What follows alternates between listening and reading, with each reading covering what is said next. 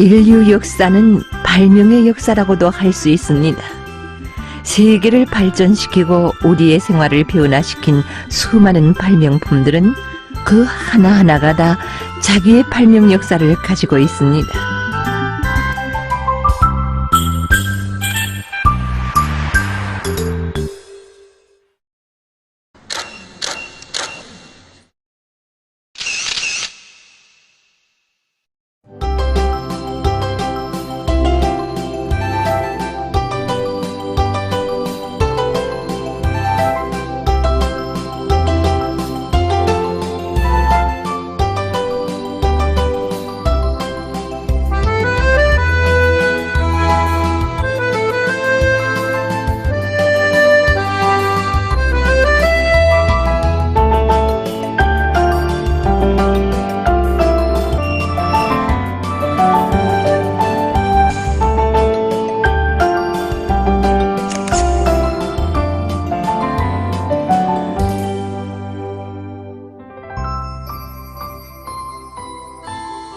나에게는 이런 사진이 많습니다. 채화 동생이 됐을 때도 사진을 찍었고 교락 갔을 때도 사진을 찍었습니다. 나는 사진을 찍을 때가 정말 기쁩니다. 나 사진을 찍었어요. 나는 자꾸 크는데 사진 속에 나는 크지 않아요. 참 이상해요. 우리는 이 생활하는 과정에 종종 사진을 찍게 됩니다. 새해를 맞으며 또 생일날, 명절날, 기쁜 일이 있을 때 이 기념이 되게 찰칵 사진을 찍습니다. 이 사진은 눈에 보이는 현실을 생동하고 진실하게 보여줍니다. 이런 모사 능력에서는 그 무엇도 이 사진을 따를 수가 없습니다. 바로 이것이 사진만이 가지고 있는 매력입니다. 그럼 오늘 이 시간에는 이런 사진들을 찍어내는 멋진 재간을 가진 이 사진기가 어떻게 돼서 나오게 되었는지 여기에 대해서 보기로 하겠습니다. 먼 옛날에도 사람들은 자기들의 생활과 사물 현상들을 생동하고 진실하게 그리고 싶어 했답니다. 그래서 처음에는 이렇게 동굴벽에 그림을 그려 영상을 기록했습니다. 그러나 그림은 무엇이나 생동하고 진실하게 나타내고 싶은 사람들의 요구를 만족시키지는 못했습니다. 그래서 사람들은 손쉽게 그려낼 수 있는 방법은 없을까 하고 생각하게 되었습니다. 840년 중국과 아랍에서 빛으로 영상을 나타내는 암함을 발명했습니다. 사람들은 방에 빛이 들어오지 않게 하고 방 안의 한쪽 벽에 작은 구멍을 뚫어 그 구멍으로 밖에 빛이 들어오게 하였습니다. 이때 방 안에 있는 사람은 그 작은 구멍으로 들어온 빛이 맞은편 벽면에 비춰진 영상을 눈으로 직접 볼 수 있었습니다. 이 암함은 사진기의 시초로는 되지만 아직은 기계라고 할 수 없었습니다. 그럼 우리도 그 암함의 원리를 이용해서 이 바늘구멍 사진기를 직접 만들어 보기로 하겠습니다. 이것이 바늘구멍 사진기입니다. 그 구조를 본다면 이 바늘구멍이 뚫린 겉함 그리고 피층판을 단 석함으로 이루어졌습니다. 이것은 이 바늘구멍 사진기 설계입니다. 본 것처럼 간단해서 동무들도 능히 만들 수 있습니다. 이 파란 점선은 꽃김선입니다. 이 꽃김선을 따라서 좁기를 하고 풀을 붙이면 바늘구멍 사진기가 완성됩니다.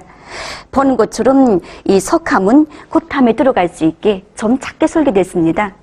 그리고 석함에는 이런 비춤판이 있습니다. 바로 이 비춤판을 통해서 사진을 보게 됩니다. 이 바늘구멍 사진기는 이 불투명 물질로 만들어야 되는데 그런 곳으로 좀 이런 마분지를 준비했습니다. 그리고 석함에 다는 비춤판은 어느 정도 들여다 보이는 이런 반투명 흰종이면 됩니다. 그럼 바늘구멍 사진기를 만들어 보겠습니다. 이 만드는 시간을 절약하기 위해서 저님이 이 설계대로 이렇게 바늘구멍 사진기를 만들었습니다. 이곳이 고탐이고 이곳이 비춘판을 단 석함입니다. 고탐에는 반드시 그 가운데 중심에 0.1 내지 0.2mm 정도의 바늘구멍을 뚫어야 합니다. 그럼 석함을 이 고탐에 넣어보겠습니다. 이 바늘구멍 사진기가 정확히 만들어졌다면 우린 이제 천여 년 전에 사람들이 보았던 그 방법으로 사진을 보게 됩니다. 그럼 한번 시험해 볼까요?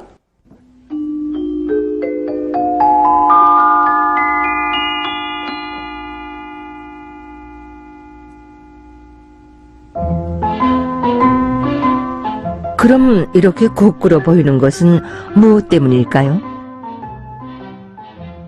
빛은 거쳐 나가 바늘구멍을 지나가게 되는데 구멍이 작으면 위에서 나오는 빛은 아래쪽에, 아래에서 나오는 빛은 우쪽에, 왼쪽에서 나오는 빛은 오른쪽에, 오른쪽에서 나오는 빛은 왼쪽에 도달하게 됩니다. 그래서 바늘구멍 사진기로 물체를 보면 우와 아래, 오른쪽과 왼쪽이 서로 바뀌어 보이게 되는 것이랍니다.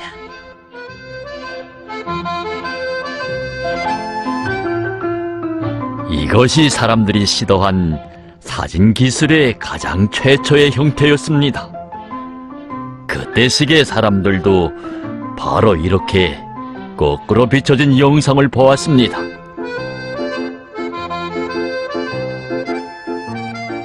(1665년에) 이탈리아에서 작은 구멍에 볼록 렌즈를 끼운 암함을 발명하였습니다. 그래서 보다 선명한 영상을 보게 되었습니다.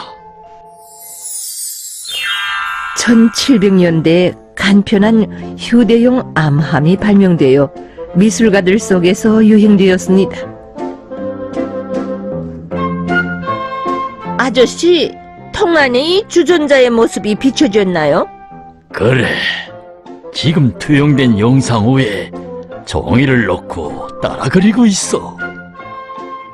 그러나 이것은 나타난 영상을 연필로 따라 그리는 그림 그리기의 보조수단으로 내용되었을 뿐이었지 영상을 그대로 고착하고 보존하지는 못하였습니다. 1727년에 도이칠란드의 한 과학자에 의해 빛으로 영상을 남길 수 있다는 것이 발견되었습니다. 이야, 참 신기해. 병 안에도 똑같은 비울무늬가 나타났어. 어떻게 한 거니?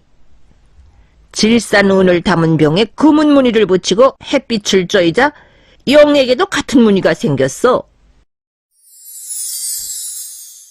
1826년 프랑스의 니엡스가 세상에서 처음으로 사진을 찍게 되었습니다. 미술가였던 그는 손이 자주 떨려 그림을 그릴 수 없게 되자 그림을 그리지 않고 영상을 남길 수 없을까 하고 생각하게 되었답니다. 어느 날 그는 석판에 아스팔트를 바르고 그것을 암함에 넣어 창문 앞에 놓았습니다. 8시간이 지나 석판을 꺼내보았는데 빛을 받은 부분은 굳어지고 빛을 받지 않은 부분은 굳어지지 않았습니다. 니엡스는 굳어지지 않는 부분을 씻었습니다. 그러자 빛을 받지 않은 부위의 아스팔트가 풀려나면서 창밖의 풍경이 나타났습니다. 이것이 그때 니엡스가 찍은 사진인 창문 밖입니다. 아저씨 축하해요. 나도 한 장 찍어줘요. 너 8시간 동안 까딱 안 하고 서 있을 수 있니? 뭐? 그렇게 오래? 그래. 찍는 시간이 오래서 풍경밖에 찍지 못한다나 봐. 니엡스의 이 사진 기술은 빛을 쬐어주는 시간이 너무 긴 부족점으로 하여 광범위 인용되지 못했습니다. 지금의 사진 현상 기술과 거의 가깝게 접근한 사람은 프랑스의 루이 다게르였습니다. 프랑스의 니엡스와 다게르는 오늘과 같은 사진기를 만들 수 있는 바탕을 마련한 사람들이라고 할 수 있습니다. 니엡스가 빛을 이용하여 세상에서 처음으로 영상을 기록한 사람이라면 다게르는 사진에서 중요한 현상이라는 사진 기술을 발명한 사람입니다. 그가 발명한 수온중기 현상 기술은 몇 분 이내에 사진을 현상할 수 있게 하였습니다. 다게르가 이 수온중기 현상 기술을 어떻게 발명하게 되었는가 하는 건 그 당시 화면을 보면 더 잘 이해할 수 있을 것입니다. 그러나 동무들이 한 가지 명심할 것은 그땐 촬영기가 없었다는 것입니다. 그러니 그 당시의 모습이 남아있을 수도 없습니다. 이 화면은 어디까지나 그때의 그 모습을 그대로 재현했을 뿐입니다. 이것은 1835년에 다게르가 진행한 사진 촬영입니다. 그때 다게르는 니엡스의 사진 기술을 이용하여 사진을 찍고 있었습니다. 지금 보는 것처럼 대상물이 거꾸로 나타났습니다. 다게르는 초점 유리판을 사진기에서 빼낸 다음 장 속에서 사진 건판을 끼워놓은 빛 차단곽을 꺼냈습니다. 이 곽에서 빛 보호판을 벗기면 빛 로출을 줄 수 있는 사진 건판이 나집니다. 이렇게 장시간을 기다려야 했습니다. 그런데 갑자기 햇빛이 사라지고 날씨가 흐려지기 시작했습니다. 할 수 없이 다게르는 작업을 중지하고 사진 건판을 꺼내 장 속에 다시 놓았습니다. 다음날 작업을 계속하려던 그는 전날 잠깐밖에 빛을 받지 못한 사진 건판에 사진이 어렴풋하게 현상된 것을 보게 되었습니다. 다게르는 장 속에 있던 수은기체의 증발에 의해 사진이 현상되었다는 것을 알게 되었습니다. 이렇게 되어 사진에서 제일 중요한 현상 공정이 나오게 되었으며 현대 사진기술 발전의 길이 열리게 되었습니다. 수온증기 사진 현상법이 개발되어 사진 기술에서는 전환이 일어나게 되었습니다. 그로부터 4년 후인 1839년에 다게르는 운판 사진술을 발명했습니다.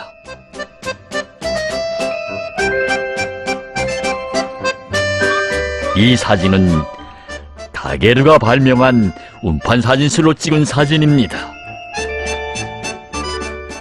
운판을 사진기에 놓고 찍은 후 수온중기를 쏘이면 영상이 나타나.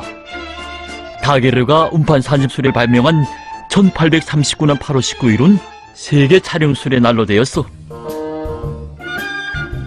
최초의 은판 사진기는 2개의 나무판으로 만든 통을 주름 모양의 암통으로 이어놓고 한쪽에는 렌즈를 달고 다른 쪽에는 요도 화원판을 설치한 사진기였습니다.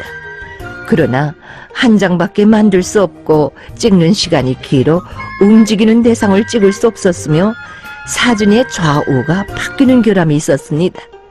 그리고 확대를 할 수 없어 큰 사진을 얻으려면 큰 유리판을 이용해야 했습니다.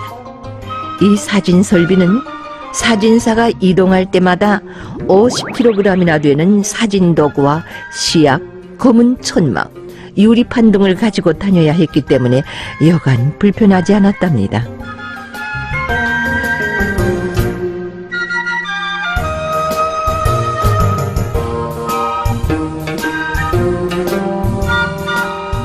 이렇게 이 암함이 발명된 때로부터 운판 사진기가 나오기까지 근 천년이라는 역사가 흘렀습니다.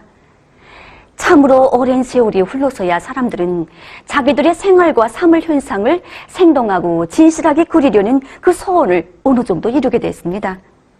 그러나 이 소원을 보다 훌륭히 더 손쉽게 이루려는 그 사람들의 노력과 탐구는 계속됐습니다. 그럼 다음 시간에는 그 이후 사진기 발명 이야기, 여기에 대해서 계속 보기로 하겠습니다. 다음 시간을 또 기다려 주십시오.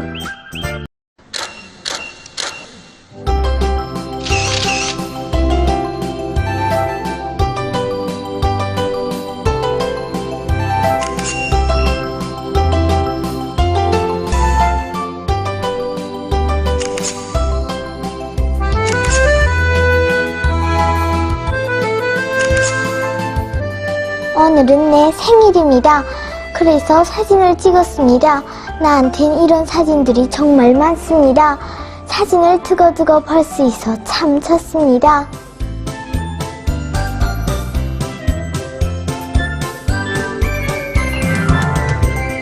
나는 내 모습 그대로 나오는 사진이 참 신기합니다. 난 이 비밀을 꼭 알고 싶습니다. 오늘날 이 사진은 우리 생활의 한 부분으로 되었습니다. 먼 옛날에도 사람들은 사진을 찍었습니다. 그러나 그때는 이 사진 한 장을 찍자고 해도 8시간이나 기다려야 했답니다. 하지만 지금은 사진을 찍기만 하면 구축시로 사진을 볼 수 있습니다. 그럼 신비한 재간을 가진 이 사진기 발명 역사를 계속 보기로 하겠습니다.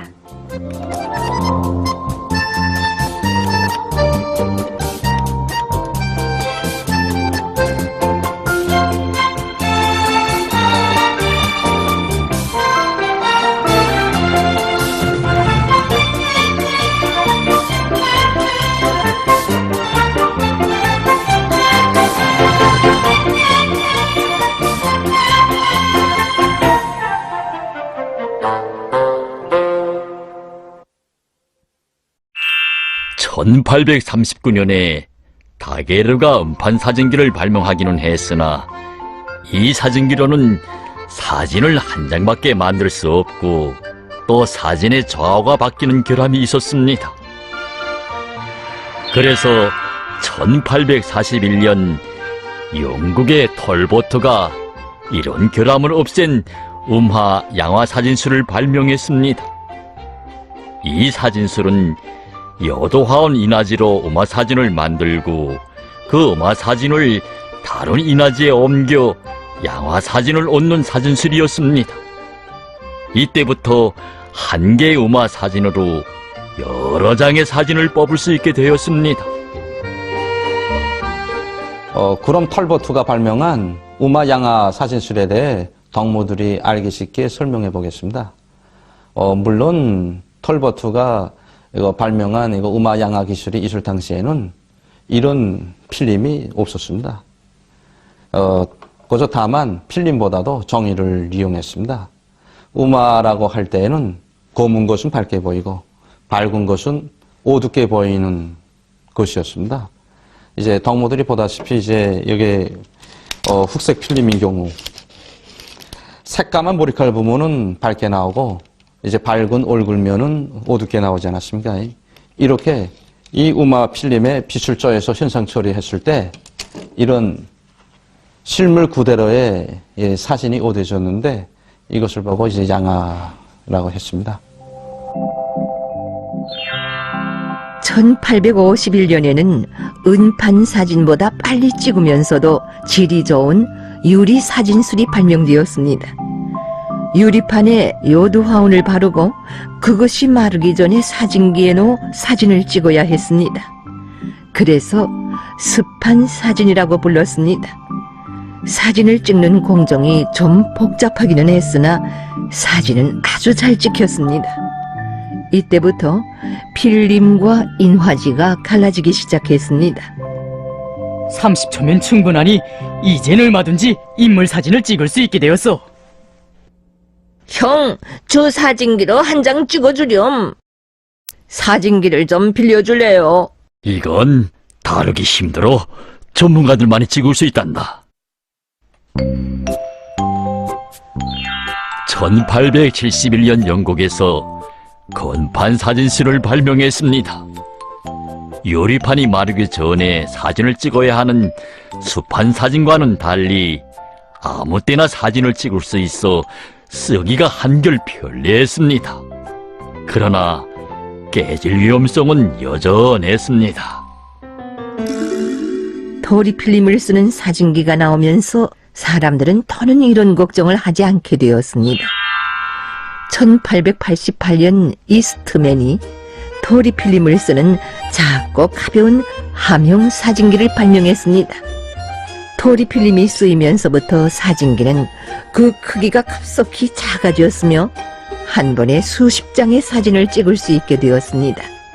제일 처음에 나온 토리 필름은 종이띠로 되어 있었습니다.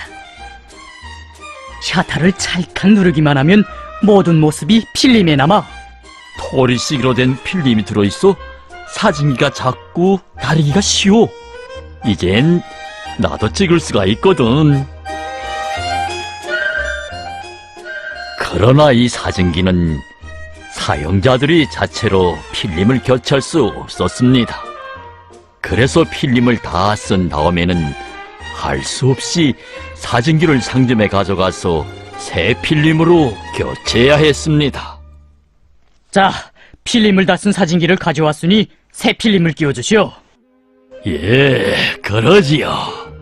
이미 찍은 필름은 맡겨두고 며칠만 기다려 주십시오. 사진을 인착해 드리겠습니다. 1889년 이스트맨이 투명 로라 필름을 또다시 발명하였습니다. 토리 필름과 함영 사진기가 발명되어 사진사들만이 아니라 많은 사람들이 사진기를 다룰 수 있게 되었고 사진을 찍게 되었습니다. 1900년대 초 자체로 필름을 교체하는 사진기가 발명되었습니다. 사진을 찍은 다음 필름 감기를 돌려 다음번에 찍을 필름을 준비하지. 이젠 필름만 꺼내 상점에 가져가서 사진을 깨우면 돼. 1924년 도이칠란드의 한 기계기사가 소형 정밀 사진기를 개발했습니다. 과학기술이 발전하면서 사진기에 자동장치들이 도입되기 시작했습니다. 그래서 1925년부터 1930년대에 이르러서는 거의 오늘과 같은 크기의 사진기로 되었습니다. 그러나 이때까지의 사진들은 모두가 흑백색 사진들이었습니다. 그러니 결국은 천여년의 그 사진기 역사는 흑백색 사진의 역사였다고 말할 수 있습니다. 사람들은 촬영 대상의 색이 그대로 나오는 이런 천연색 사진을 찍고 싶었습니다. 그래서 1935년에 천연색 필름이 발명되게 됐습니다.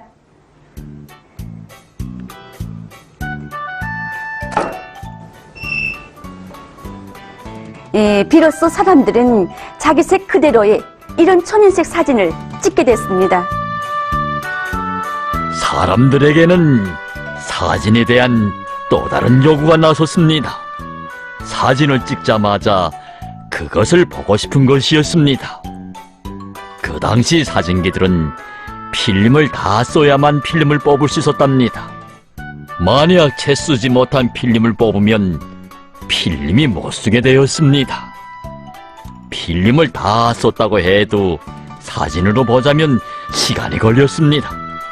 그러니 사람들의 이 요구를 만족시키지 못했습니다.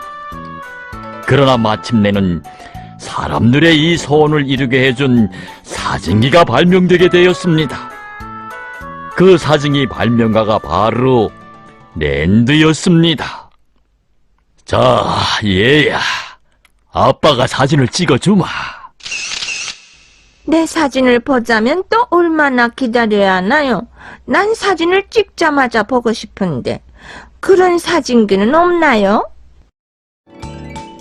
딸의 이 말에 랜드는 찍은 후 인차 사진을 볼 수 있는 사진기를 만들어 볼 생각을 하게 되었습니다. 자나깨나 그 생각으로 나날을 보내던 어느 날 저녁 그는 텔레비전을 보려고 텔레비전을 켰습니다. 가만, 텔레비전은 켜면 곧 화면을 볼 수 있는데 사진기라고 왜 사진을 찍자마자 볼 수 있게 만들 수 없겠는가? 이건 분명 가능한 일이다. 그리하여 그는 결심을 품고 사진을 찍은 후 1분 동안의 사진을 볼 수 있는 사진기 연구에 달라붙었습니다. 텔레비전에서 착상을 얻은 랜드는 연구와 실험 끝에 반년 후인 1947년에 흑색 속성 사진기를 발명했습니다. 이 사진기는 사진을 찍은 후 1분이면 자동적으로 사진이 현상되어 나왔습니다. 그래서 1분계 사진기라고도 했습니다. 그 후 사진을 찍은 후 3분이면 사진이 나오는 천연색 속성 사진기도 나왔습니다. 이것이 그 사진을 찍은 후 인차 자동적으로 사진이 나오는 그 사진기입니다. 그럼 이 사진기의 재간을 실제 동무들에게 보여주겠습니다. 예, 사진사 동지, 미안하지만 사진 좀 찍어주시죠. 자, 웃으면서. 자, 좋습니다. 자, 찍습니다. 하나, 둘, 셋.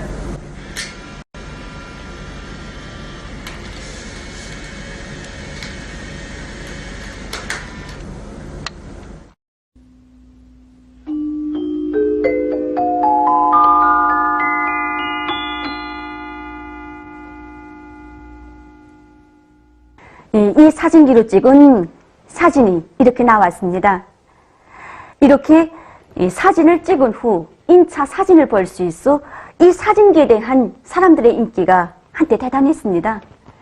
예, 그러나 그 이후 이런 숫자식 사진기들이 나옴으로 해서 그렇게 한때 인기 있던 이 사진기도 그만 숫자식 사진기에 밀려나고 말았습니다. 1975년에 필름 대신 반도체 기억기의 사진을 찍는 1세대 숫자식 사진기가 발명되었습니다. 이미 찍은 사진을 지우고 몇 번이든지 다시 찍을 수 있어. 1990년대 중엽에는 필름 대신 기억기 카드의 사진을 찍는 숫자식 사진기가 발명되어 많은 사람들이 이용했습니다.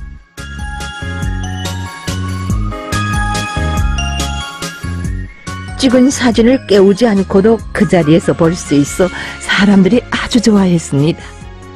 내가 이렇게 생겼나? 수천 장이나 찍을 수 있어. 촬영도 할 수 있대? 촬영기가 따로 필요 없겠군. 또 어떤 사진기가 나올까?